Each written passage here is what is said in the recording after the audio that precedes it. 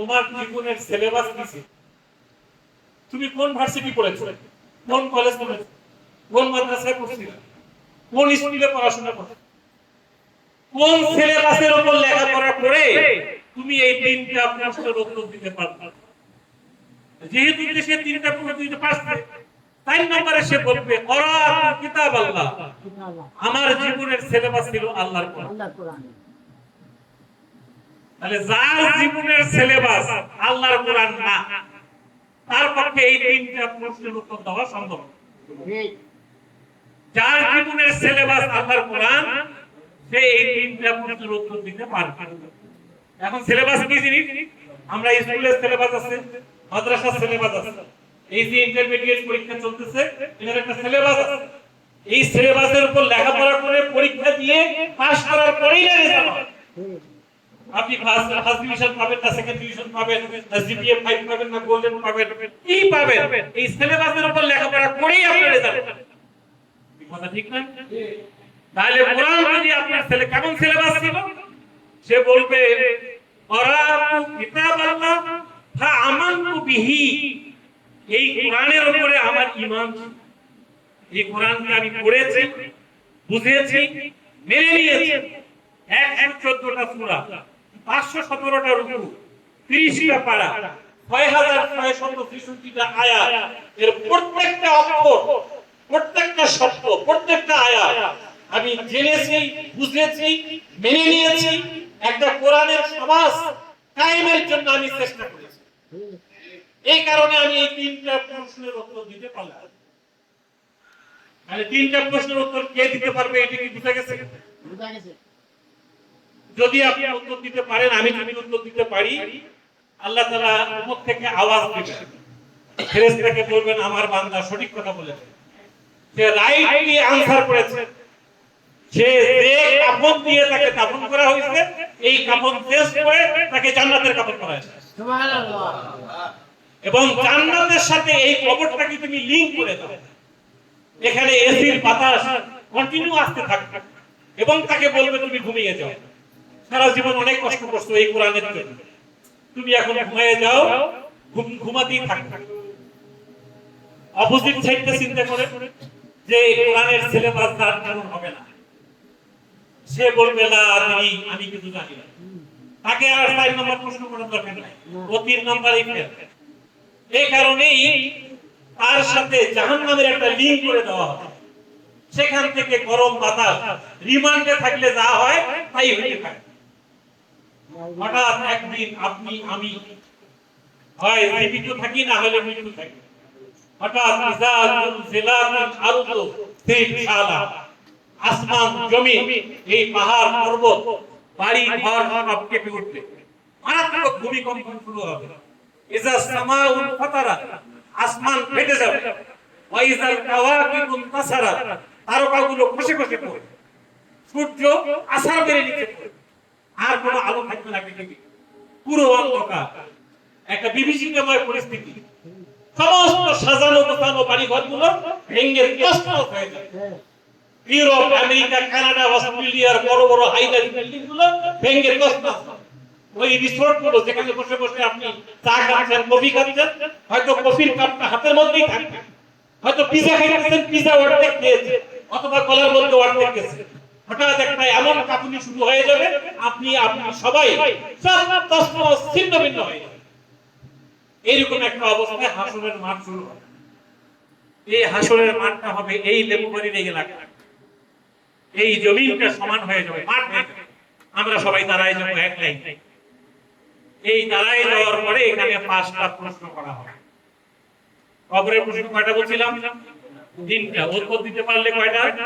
4টা। হাসরের মাঠের প্রশ্ন কয়টা? 5টা। এটা কি আমরা জানি? লা তাজুলু কাদামা ইবনে আদম হাত্তা ইউসআলা আন খামস। আল্লাহর নবীর হাদিস, আদম সন্তান এক কদম সামনে আগাইতে পারবে না 5টা প্রশ্নের উত্তর না দেওয়া পর্যন্ত। একবারে টোর সামনে ব্যারিকেড দেওয়া হবে, 5টা প্রশ্নের জবাব দাও, তারপরে বের হয়ে যাবে। এই 5টা প্রশ্ন মনোযোগ দিয়ে শুনেন। এর 2টা প্রশ্ন হলো জীবন কেন্দ্রিক, হায়াত মন্ত্রী, তোমাকে যে আমি 50, 60, 70, 80, 90 বছরের জীবন দিয়েছিলাম, এই জীবনটা কোন খাতে ব্যয় করছো বলো? এর প্রত্যেকটা মিনিট সেকেন্ড কোন কাজে লাগাইছো আজকে বলো? হায়াতের ভেতরে একটা যৌবনকাল দিয়েছিলাম, আন শাবাবি, এই যৌবনের উত্তাল তরঙ্গ কোন খাতে ব্যয় করেছো বলো? জীবন সংক্রান্ত দুইটা প্রশ্ন শেষ। আমরা রেডি কি রেডি না চিন্তা করে যে আমি কি এই বয়সে এসে আল্লাহ না করুক আজকে রাত্রে যদি আমার জীবনটা চলে যায়, আমি কি এই জীবনের উপরে দুইটা প্রশ্নের উত্তর রেডি কি? আমি কি আমার পুরো হায়াতটা ইসলামের উপরে আছে কিনা, আমি কি ঈমান বুঝি কিনা, এটা একটু ভালো করে চিন্তা করে। দুইটা প্রশ্ন হচ্ছে, আর দুইটা প্রশ্ন হলো অর্থনীতি ক্ষেত্রে। এই অর্থনীতি টাকা পয়সা লেনদেন সংক্রান্ত দুইটা প্রশ্ন। তুমি কিভাবে আয় করেছো, কিভাবে ব্যয় করেছো, কিভাবে ইনকাম করেছো, কিভাবে এক্সপেন্ডিচার করেছো। তুমি আজকে আয় ব্যয়ের স্টেটমেন্টটা আমাকে দেখাও। আল্লাহ বলে অ্যাকাউন্টের স্টেটমেন্টটা দেখাও, ব্যালেন্স শিট আজকে মিলাও, কোথায় কত টাকা কিভাবে খরচ করেছো। দেখেন, এই যে আমরা এখানে আশেপাশে এই ক্যাফে নিচে যান, মানুষ কিভাবে টাইম পাস করতেছে দেখেন। সবার হাতে একটা করে মোবাইল, হয় ইউটিউব, না হলে ফেসবুক, না হলে চ্যাটিং, না হলে প্রেম করা, এই ছাড়া আর ইন্ডিয়ান মুভি আর টিকটক, এটা ছাড়া আমাদের জীবন আর কি আপনারা কি বলেন? কথা ঠিক? আপনি টিকটক কি করবেন?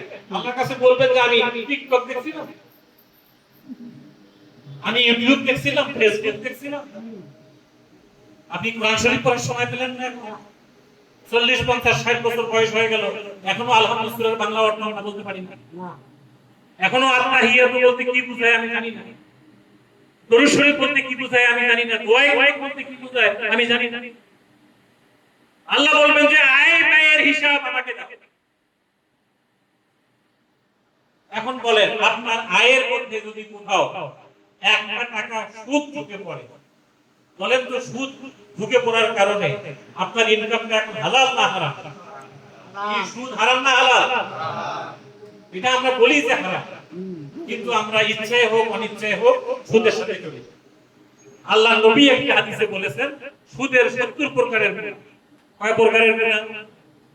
70। বলেন না কত প্রকারের গুনাহ? 70। এর ছোট্ট গুনাহটা হচ্ছে নিজের মায়ের সাথে 36 বার ব্যভিচার করা। 1 টাকা ঘুষ খাবেন, সুদ খাবেন, নিজের মায়ের সাথে 36 বার ব্যভিচার করলে যে গুনাহ হবে, এটা সুদের সবচেয়ে ছোট গুনাহ। এখন এই লোকটা অনেক লম্বা দাঁড়িয়ে আছে, টুপি আছে, জুব্বা, পাগড়ি আছে, মসজিদের ইমাম, 50 বছর ইমামতি করে, কিন্তু সুদের সাথে লেনদেন আছে। কোথায় যাবে? জান্নাতে না জাহান্নাম? জাহান্নাম। কোনো উপায় নাই। একজন পতিতা মারা গেলে আমরা জানাজায় যাই না। ওলামায়ে কেরাম বলেছে সে পতিতা, তার জানাজায় যাওয়া যাবে না। আপনি 100 টাকা আপনি যদি সুদ খান, 1 টাকা খাইলে যদি 36 বার হয়, 100 টাকা খাইলে কত? 3600 বার। আপনি 1000 টাকা সুদ খাইলে 36000 বার ব্যভিচার করার গুনাহ। 1 কোটি টাকা ঘুষ খাইলে, সুদ খাইলে 36 লক্ষ বার ব্যভিচার করার গুনাহ। একজন পতিতা কি জীবনে 36 লক্ষ বার ব্যবহার হয় না? আপনার আমার জানাজা হওয়ার তো প্রশ্নই আসে না। কোথায় আছি আমরা? আল্লাহর কোরআন বলছে সুদের ছোট্ট গুনাহ হচ্ছে মায়ের সাথে ব্যভিচার। 1983 সালে এই দেশে ইসলামী ব্যাংকের জন্ম হয়েছে এই কারণে। আপনি কেন ইসলামী ব্যাংকে আসবেন? আপনি আরো অন্য ব্যাংক অনেক আছে, ওখানে যাচ্ছেন না কেন? এখানে এই জন্যই আমরা এই জাতিকে, আমরা বাংলাদেশে এই মানিকগঞ্জে, আমি কিছুক্ষণ আগে হরিরামপুর থেকে এখানে আসলাম। এই হরিরামপুরের একজন কৃতি সন্তান হরিরামপুরের মাটিতে শুয়ে আছেন, তিনি ইসলামী ব্যাংকের জন্য কাজ করেছেন বাংলাদেশে। তার অপরাধ কি জন্য তাকে ফাঁসির দণ্ড দেওয়া হলো? তিনি ইসলামী ব্যাংক বানাইছেন, এটা তার অপরাধ। তারা চেয়েছেন এদেশের মানুষকে সুদ মুক্ত করতে হবে। তার কারণ লোকটা দাঁড়িয়ে আছে, টুপি আছে, জুব্বা আছে, পাগড়ি আছে, ইতিমখানা আছে, মসজিদ মাদ্রাসা আছে, হজে যায়, উমরা করে, কিন্তু সুদ না। কোথায় যাবে সে? জাহান্নাম। এই কাজটুকু থেকে তাকে মুক্ত করার জন্য তাকে সুদ মুক্ত একটা শরিয়া ভিত্তিক একটা ইসলামী ব্যাংক করা দরকার। এই জন্য মীর কাসেম আলী রাজি চেষ্টা করতেন। এইরকম চেষ্টা এই ব্যাংকের সাথে আছে। এই ব্যাংকে সুদ মুক্ত একটা ইসলামী ব্যাংক। কিভাবে এটা সুদ মুক্ত? এখানে কেন সুদ হয় না? আমি আপনাকে একটু পরিষ্কার করে বলি। আমাদের নবীর নাম কি? মুহাম্মদ রাসূলুল্লাহ সাল্লাল্লাহু আলাইহি ওয়াসাল্লাম। নবীর নাম শুনলে কি বলতে হয়? সাল্লাল্লাহু আলাইহি ওয়াসাল্লাম। আমাদের মুহাম্মদ সাল্লাল্লাহু আলাইহি ওয়াসাল্লাম বিয়ের আগে খাদিজা নামক এক মহিলার সঙ্গে তার পরিচয়। তিনি হলেন আমাদের মা উম্মাহাতুল মুমিনিন খাদিজাতুল কুবরা। তার কাছে ফান্ড ছিল, টাকা। তিনি একজন সম্ভ্রান্ত পরিবারের মহিলা ছিলেন, অত্যন্ত উঁচু মানের একজন মহিলা ছিলেন। তিনি খুঁজছিলেন তার টাকাটা কার কাছে দিলে, কোথায় ব্যবহার হইলে এই টাকাটা নিরাপদে থাকবে। এইটা খুঁজতে খুঁজতে তিনি যাকে পেলেন, তিনি হচ্ছেন মুহাম্মদ রাসূলুল্লাহ সাল্লাল্লাহু আলাইহি ওয়াসাল্লাম। যার উপর আস্থা রাখা যায়, যাকে বিশ্বাস করা যায়। তিনি আল আমিন আস-সাদিক, সত্যবাদী, বিশ্বস্ত। খাদিজা বললেন যে আমার কাছে ফান্ড আছে, আমার কাছে মনে হচ্ছে তোমার মেধা আছে, তুমি এই টাকাটা নাও, নিয়ে সিরিয়াতে যাও, বাগদাদে যাও, দামেস্কে যাও, ব্যবসা করো, যা লাভ হয় দুজনে ভাগ করে নেব, লস হইলে আমি খাদিজা পাবো। এই সিস্টেমটাকে বলা হয় মুদারাবা সিস্টেম। বলেন তো সিস্টেমটার নাম কি? সবাই বলেন কি নাম এটা? মুদারাবা সিস্টেম। আপনারা তো অনেক মুরব্বিও এখানে আছেন, আপনাদের মসজিদে কোনোদিন মুদারাবা শব্দের উপরে কথা হয়েছে না? আমরা যে মূর্খ জাতি, আমরা যে অর্থনীতি নিয়ে চিন্তা ভাবনা করি না, অথচ প্রত্যেক মুহূর্তে আমার টাকা পয়সা দরকার, লেনদেন দরকার। এটা কি মুদারাবা সিস্টেমে লেনদেন না হলে ওখানে সুদ ঢুকে পড়ে।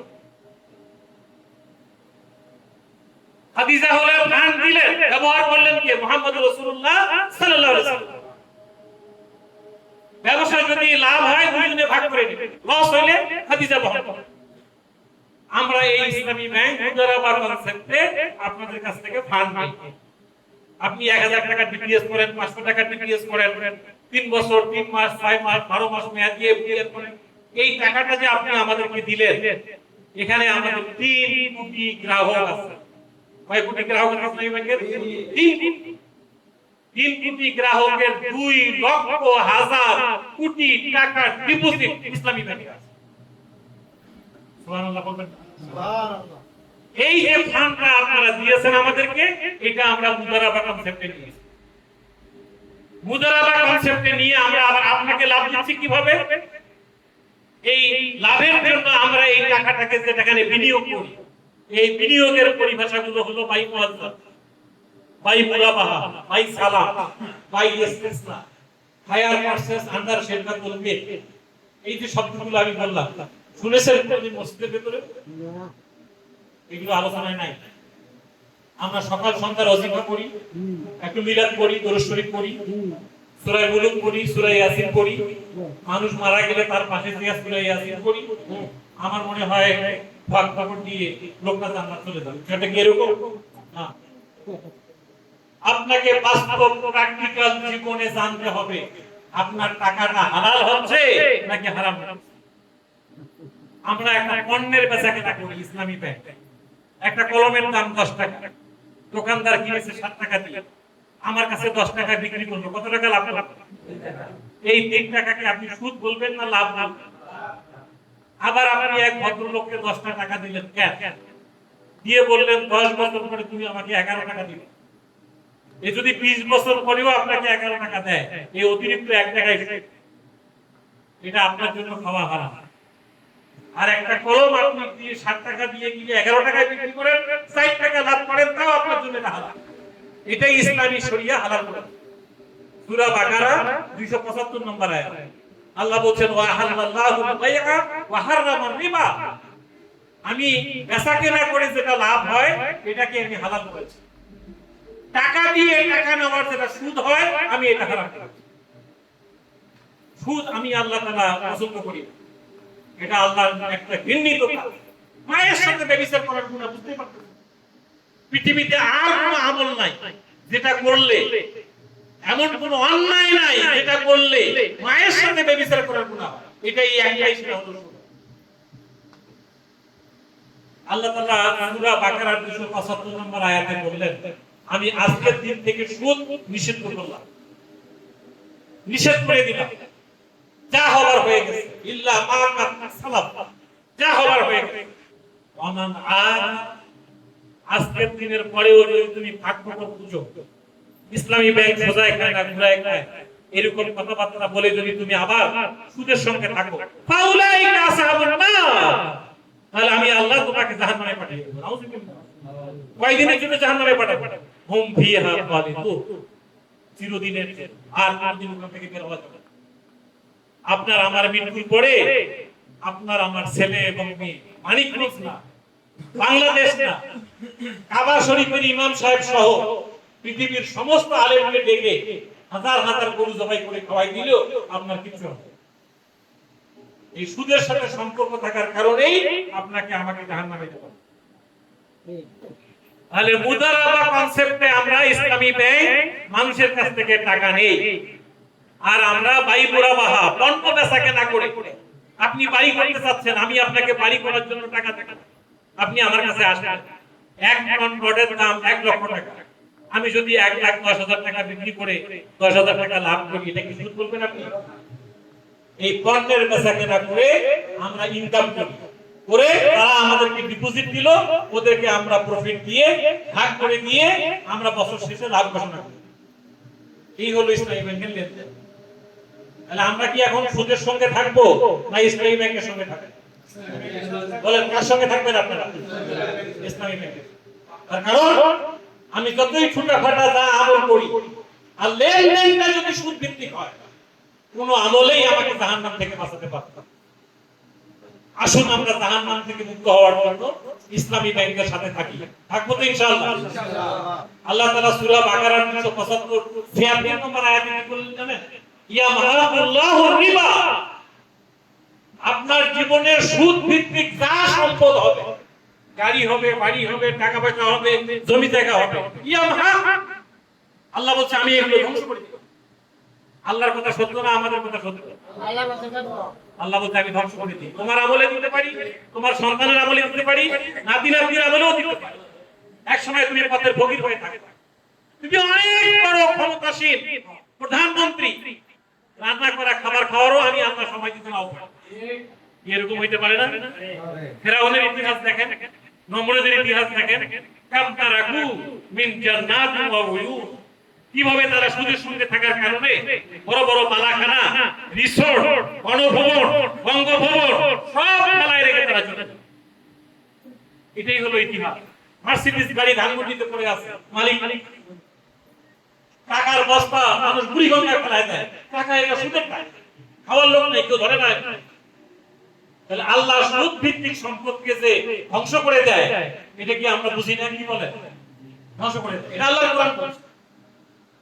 এর পরের আয়াতে আল্লাহ কি বলতে জানেন? ইন্নাল্লাযীনা আমানু ওয়া আমিলুস সালিহাত ওয়া আকামুস সালাতা ওয়া আতাউয যাকাত। দেখেন আল্লাহ বলছে তোমার ঈমান সুদ মুক্ত হইতে হবে, সালাত নামাজ সুদ মুক্ত হইতে হবে, যাকাত সুদ মুক্ত হইতে হবে, হজ সুদ মুক্ত, রোজা সুদ মুক্ত হইতে হবে। রোজা আর সুদ একসাথে চলবে না, যাকাত আর সুদ একসাথে চলে না। তাহলে আমি একদিকে হজ করব, উমরা করব, আর একদিকে মায়ের সাথে ব্যভিচার করার গুনাহ করব, আমার হজ কবুল হবে? কখনোই না, কখনোই। সম্মানিত ভাইরা, আসুন ইসলামী ব্যাংকে কেন থাকবো আমি এই ব্যাকগ্রাউন্ডটা বলবো। কিয়ামতের মাঠের দুইটা প্রশ্ন অর্থনীতি কেন্দ্রিক, এটার জবাব দেওয়ার জন্যই আমাদের ইসলামী ব্যাংকে থাকা দরকার। ইসলামী ব্যাংকের সামনেই থাকা দরকার, এই জন্যই এই নীল কাশেমালির এই জন্যই ইসলামী ব্যাংক বানিয়েছে, নিজে খাওয়ার জন্য বানায়।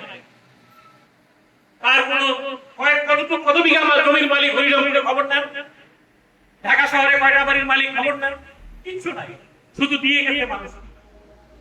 এই দেশের হাজার হাজার যুবকের হাজার হাজার ছেলে মেয়ে কর্মসংস্থানের ব্যবস্থা করেছে বিকাশে মালিক এই ইসলামী ব্যাংক এমনি সিধা এই সমস্ত প্রতিষ্ঠানের মাধ্যমে। আমরা এই প্রতিষ্ঠানের সঙ্গে থাকবো তো ইনশাআল্লাহ।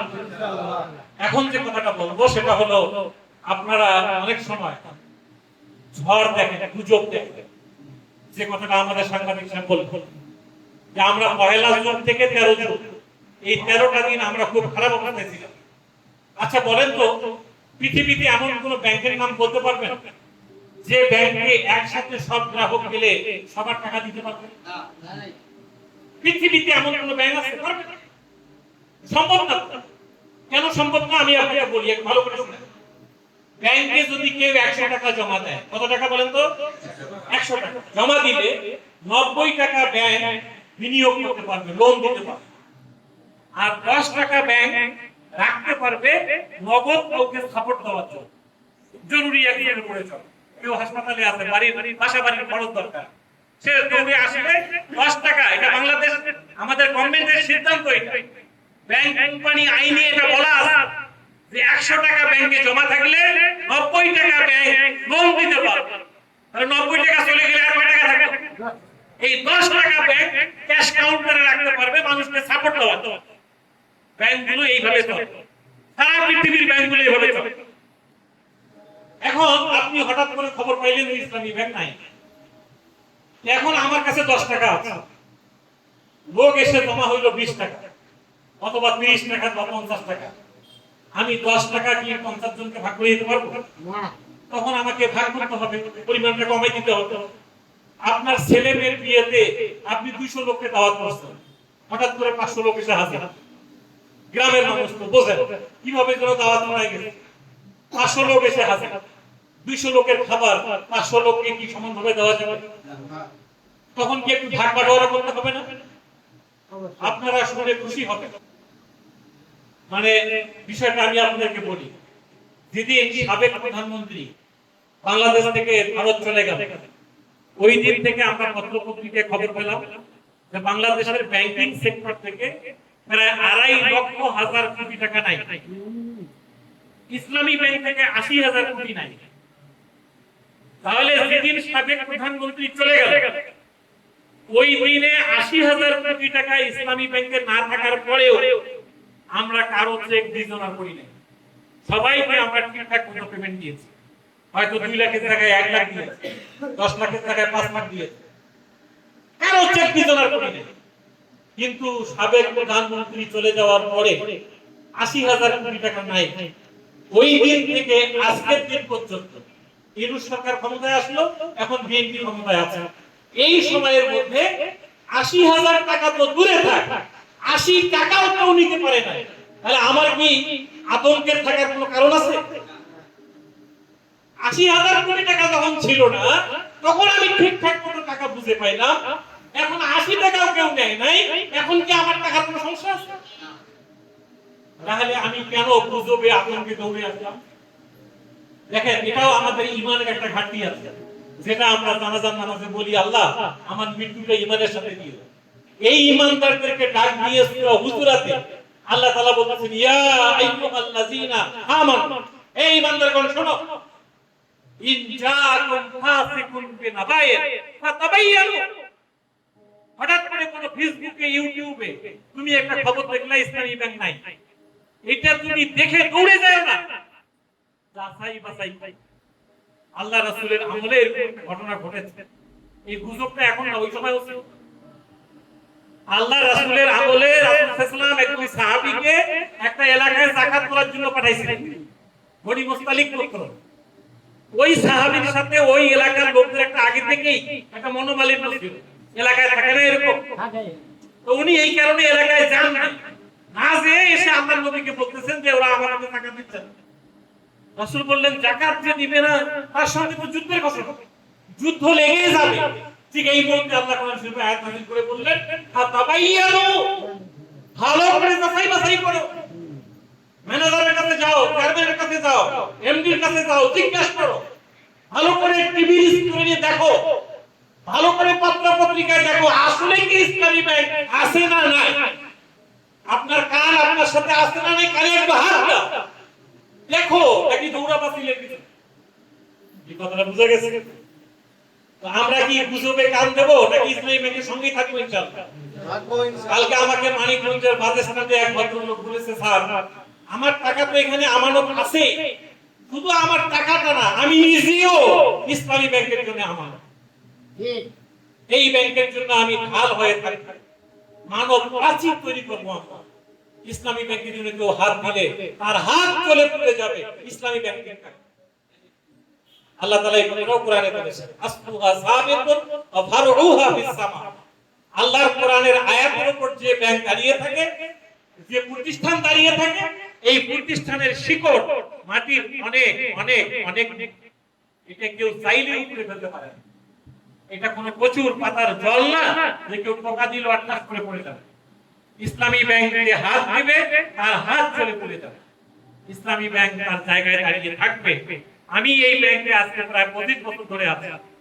আমরা 25 বছরে 25 বার ঝড় দেখেছি। আপনারা অনেকেই বরিশাল কি বলে পটুয়াখালীর লোকজন আপনারা খেয়াল করেছেন বোধহয় যে ঝড় যখন আসে, আয়লা যখন আসে, নার্গিস আসে, ঘূর্ণিঝড় আসে, সবাই কি এলাকা থেকে পালিয়ে যায় নাকি দাঁড়িয়ে থাকে? দাঁড়িয়ে থাকে। কোন ক্ষয়ক্ষতি হইলে আবার ঘুরে দাঁড়ায়। এই যে কয়েকদিন বন্যার পানিতে সব তলিয়ে গেল, আবার মানুষ ঘুরে দাঁড়াচ্ছে। এই জন্য কি আমি এলাকা ছেড়ে চলে যাব? আপনারা সবাই আমার পরিবারের সদস্য, আমরা সবাই মিলে ইসলামী ব্যাংক পরিবার। আপনার পরিবারে আপনার ভাই বোন আব্বা আম্মা মিলে আপনি আছেন, যে কোনো ঝড় আসলে আপনারা তখন এক হয়ে যাবেন না? আমরা মনে করি যে কোনো ঝড় আসলে আপনারা এই লেবুবাড়িতে মানব বন্ধন করে মানব প্রাচীর তার করিয়ে আমরা ইসলামী ব্যাংকে রক্ষা করতে চাই। রাজি আছেন সবাই ইনশাআল্লাহ? আপনারা ইসলামী ব্যাংকের জন্য এভাবে নিজেকে রাখবেন। আমরা আশাবাদী, এটা নিয়ে পার্লামেন্টেও কথা হয়েছে, আপনারা শুনেছেন। সরকারি দলও কথা বলেছে, বিরোধী দলেও কথা বলেছে। সরকারি দলের এমপিরাও চায় ইসলামী ব্যাংক থাক, বিরোধী দলের এমপিরাও চায় ইসলামী ব্যাংক থাক। তার কারণ ইসলামী ব্যাংক না থাকলে বাংলাদেশ থাকবে না। আপনারা জানেন সমস্ত ব্যাংক মিলে একটা অ্যাসোসিয়েশন আছে সারা বাংলাদেশে, ৬৩টা ব্যাংক মিলে সব ব্যাংকের একটা গ্রুপ আছে। এটার মূল প্রধান সিটি ব্যাংকের এমডি, তিনি পর্যন্ত বাংলাদেশ ব্যাংকের গভর্নরের কাছে গিয়ে বলেছেন যে স্যার ইসলামী ব্যাংকের ক্ষতি করা যাবে না, ইসলামী ব্যাংক না থাকলে আন্তর্জাতিক লেনদেন হ্যাম্পার হবে, আমাদের ইম্পোর্ট এক্সপোর্ট এলসি কিছু করা যাবে না, দুর্ঘটনা হবে, দেশ বিপদে পড়ে যাবে, বিপর্যয়ের সৃষ্টি হবে। তাহলে আমরা ইসলামী ব্যাংকের পক্ষে না বিপক্ষে? আপনারা ইসলামী ব্যাংকে রাখতে চান না ফের করতে চান? আসুন আমরা এই লেবুবাড়ি নয়, এই এলাকার প্রত্যেকটা অলিতে গলিতে, পাড়ায় মহল্লায়, দেশে বিদেশে, দল মত ধর্ম বর্ণ নির্বিশেষে সমস্ত মানুষের কাছে আমরা ইসলামী ব্যাংকের দাওয়াত দিতে চাই। কি পারবো ইনশাআল্লাহ? আপনাদের মাধ্যমে আমরা এই লেবুবাড়িতে একটা বিপ্লব তৈরি করতে চাই। প্রয়োজনে এই জায়গাটাকে আমরা আরো বড় করতে চাই, প্রয়োজনে এরা এজেন্ট থেকে আমরা শাখা পরিণত করতে চাই, যাতে করে এখানে মানুষের আমরা সেবা দিতে পারি। এটা গ্রাহক সেবা মাস করতেছে। আসুন আমরা আপনাদের সেবার মানটা আরো বাড়ানোর চেষ্টা করছি। এই পরিস্থিতি অলরেডি কেটে গেছে। যাকে চেয়ারম্যান নিয়োগ দেওয়া হয়েছিল তাকে অলরেডি সরকার বাতিল করে দিয়েছে, নতুন একজন ব্যক্তিকে ব্যাংকে দেওয়া হয়েছে এবং নতুন একটা বোর্ড সামনে আসবে।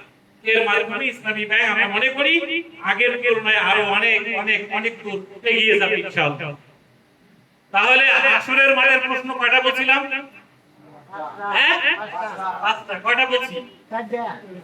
দুইটা বলছিলাম জীবন কেন্দ্রিক আর দুইটা বলছিলাম অর্থনীতি কেন্দ্রিক। আর 5 নম্বর প্রশ্নটা হচ্ছে এলএম কেন্দ্রিক। এলএম মানে জ্ঞান, জ্ঞান অর্জন করছিল কিনা, জ্ঞান অনুযায়ী আমল করছিল কিনা। আমি আমার মাথার ফাঁকে বলেছি যে এখনো আমরা 40-50 বছর ধরে নামাজ পড়ি, আলহামদুলিল্লাহ সূরা বাংলা অর্থ বুঝি না, দোয়ায়ে কুনুত বুঝি না, দোয়ায়ে মুহাম্মদ বুঝি না, আত্তাহিয়াত বুঝি না। আমরা যে ছেলে মেয়েদেরকে বড় করতেছি, এই ছেলে ঢাকা ইউনিভার্সিটি থেকে পাস করে আসার পরেও আমি মারা গেলে আমার জানাজা পড়াইতে পারতেছে না। কি কথা ঠিক না? আপনারা কি চান? আপনার জানাজা ইমাম সাহেব পড়াক না আপনার ছেলে পড়াক? কি চান আপনারা? ছেলে পড়াক। আমার ছেলে আমার জানাজা পড়াবে। আমি আমার ছেলেকে বলছি, বাবা তুমি আমার জানাজা পড়াও।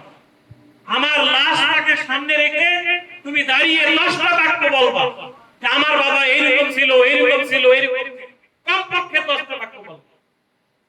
এভাবে নিজেকে তৈরি করো। আপনার ছেলে মেয়েকে বলবেন যে মা, যদি আপনার ছেলে না থাকে, উপস্থিত যারা গ্রামের মানুষ আসবে, আমি কেমন ছিলাম তুমি এই ব্যাপারে কমপক্ষে 10টা বাক্য বলো। আপনার ছেলেকে ওসিয়ত করে যাবেন, বাবা তুমি ভার্সিটি পড়ো, কলেজ পড়ো, যাই পড়ো, আমার জানাজা পড়া শেখো, আমার কফিন সামনে রেখে তুমি আমার সম্পর্কে 10টা বাক্য বলো। এই এলেম আমাদেরকে অর্জন করতে হবে। আল্লাহ তাআলা আমাদেরকে এলেম অর্জন করার তৌফিক দান করুন। আমিন। আল্লাহ তাআলা আমাদেরকে হাসরের মাঠে পাস করার তৌফিক দান করুন। আমিন। কবরের 3টা প্রশ্নে পাস করার তৌফিক দান করুন। আমাদেরকে ভালো মানুষ হওয়ার তৌফিক দান করুন। আমিন। বাংলাদেশ উত্তরোত্তর সমৃদ্ধি, ইসলামী ব্যাংকের উন্নয়ন, আমার পার্সোনাল মুক্তির জন্য আল্লাহ এই ব্যাংকটাকে হেফাজত করুন। আমরা এই জন্য এই ব্যাংকের পাশে আছি। আপনাদের সবাইকে আহ্বান জানিয়ে, আপনারা অনেকে আপনাদের আত্মীয়-স্বজন বিদেশে আছেন, বলবেন টাকা পয়সা ইসলামী ব্যাংকে পাঠান। একজন গার্মেন্টস এর মহিলা আমাকে এসে বলতেছেন, স্যার ইসলামী ব্যাংক চলে যাক, পুড়ে যাক, না হয় হোক, আমার টাকা এখানেই থাকবে। একজন সহজ সরল মহিলা এই যে কথাটা বললো, আমি দেখেছি স্কুল কলেজের টিচার, আলেম মানুষ, ভালো আলেম, কিন্তু দৌড়ে এসে বলতেছে, স্যার তাড়াতাড়ি আমার টাকা দেন, কালকে যদি টাকা না পাই। তাহলে ইমানটা কি ওই মহিলার বেশি না এই মহিলার বেশি? আপনারা খেয়াল করছেন কিনা যে আবু সাইদ কে মারা গেল বেগম রোকেয়া কলেজের ছাত্র রং করে, ইংরেজি ছাত্র, ও মাদ্রাসায় যায় নাই কোনোদিন। তাহলে সে কিভাবে বুক টান করে, ঘাড় উঁচু করে বন্দুকের সামনে দাঁড়িয়ে গেল, আর কিভাবে বাইতুল মুকাররমের খতিব পালিয়ে গেল? কথা ঠিক না? ঠিক। তাহলে ঈমান কি আবু সাইদের বেশি না বাইতুল মুকাররমের খতিবের বেশি? আবু সাইদের বেশি। এই বিষয়টা বুঝার বিষয়। অন্যায়ের ব্যাপারে ময়দানে দাঁড়িয়ে থাকা, পুলিশের সামনে বুক উঁচু করে দাঁড়ানো, হাত টান টান করা। কিন্তু আমাদের খতিব সাহেব কি হলো? প্রধানমন্ত্রীর সঙ্গে পালিয়ে গেল। How can it possible? তাহলে এই যে ঈমানের, আপনারা এটা মনে করেন না যে আমি হুজুর হই নাই, আমি খতিব হইনি, ইমাম হইনি, দিকে আমি ঈমানের বিপদ। নো, আপনি মাথা উঁচু করে দাঁড়ান। আপনি দেখেন অনেকগুলো গ্রাহক আমাদের এই মতিঝিলে ইসলামী ব্যাংক রক্ষার জন্য টিয়ার গ্যাস খাইছে, সাউন্ড গ্রেনেড মারা হয়েছে, তারপরেও তারা দাঁড়িয়ে ছিল। তাদের কোনো, আমরা ওদেরকে বেতন দেই না। ইসলামী ব্যাংকের গ্রাহক বলছে, না আমরা এখানে ইসলামী ব্যাংকে ধ্বংস হইতে দেব, আমরা দাঁড়িয়ে থাকি। আপনারা পারবেন তো ইনশাআল্লাহ? আল্লাহ তাআলা আমাদের সবাইকে এই দেশের জন্য, ইসলামী ব্যাংকের জন্য, আমাদের নিজের জীবনের জন্য আমাদের এই বসাকে কবুল করুন। আমাদের কঠিন ময়দানে এই বসাকে আমাদের নাজাতের ওসিলা হিসেবে কবুল করুন। আবার সুস্বাস্থ্য দীর্ঘায়ু কামনা করে আমার কথা এখানেই শেষ করছি। আসসালামু আলাইকুম ওয়া রাহমাতুল্লাহ।